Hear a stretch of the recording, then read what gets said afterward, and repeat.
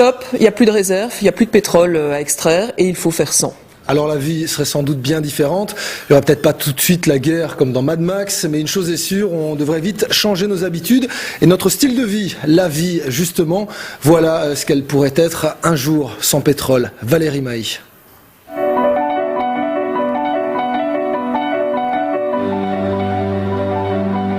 Imaginons la fin du pétrole. C'est pour 2050, voire 2030, selon les prévisions les plus pessimistes. Comment allons-nous gérer cette disparition aux impacts souvent insoupçonnés? Fini la brosse à dents en plastique, elle est composée à 100% de pétrole.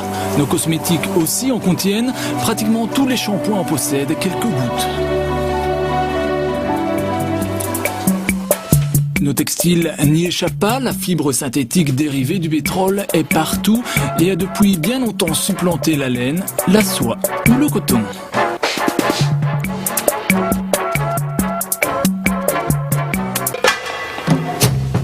En Belgique, 2 ménages sur 5 se chauffent au pétrole. Il leur faut pour un appartement de 80 mètres carrés 1600 litres de mazout par an.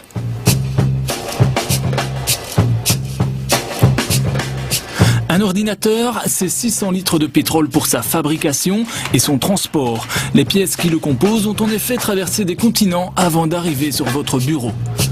Constat identique pour les autres appareils de la vie courante. Même des objets simples comme un bic sont issus du pétrole. Dans votre supermarché, accrochez-vous, tout ou presque dépend du pétrole. Les fruits par exemple, la moitié est importée par avion et consomme donc énormément de kérosène. Il aura fallu par exemple 5 litres de pétrole pour amener un seul kiwi de Nouvelle-Zélande. Si maintenant on retire également les fruits acheminés par camion, notre alimentation serait bien monotone.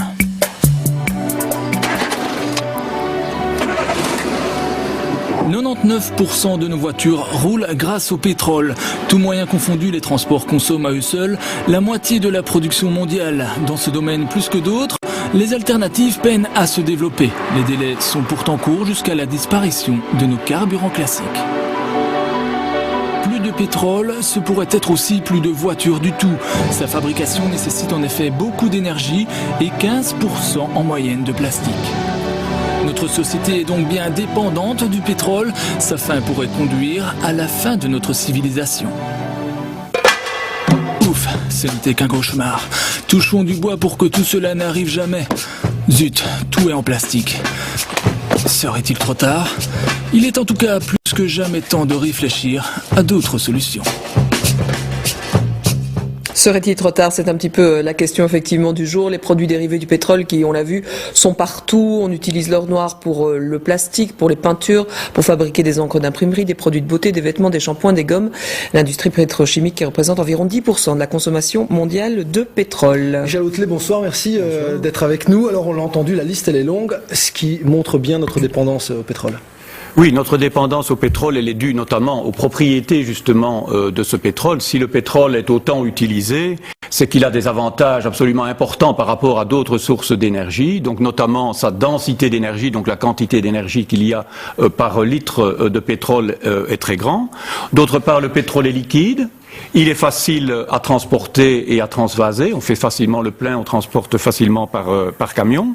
Et il est également facile à extraire. Donc il ne faut pas le synthétiser, c'est d'une certaine manière un don de la nature, donc des avantages indéniables. Et c'est vrai que ce pétrole, il a permis pas mal d'avancées technologiques au XXe siècle, évidemment. Alors on rappelle, vous êtes professeur à l'université de Montseno, mais si vous êtes avec nous, c'est surtout parce que vous êtes membre de l'ASPO, c'est l'association de surveillance du pic de pétrole et de gaz. Alors le pic, on va l'atteindre quand? Quand est-ce qu'il y aura plus de réserves, ou en tout cas plus de réserves exploitables?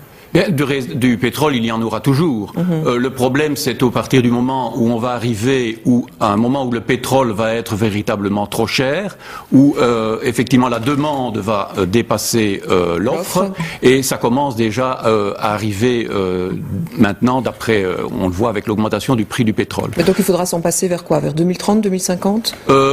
Tout ça va dépendre évidemment du prix, ça va dépendre également de l'évolution, de comment le public lui-même, comment le citoyen moyen va se comporter.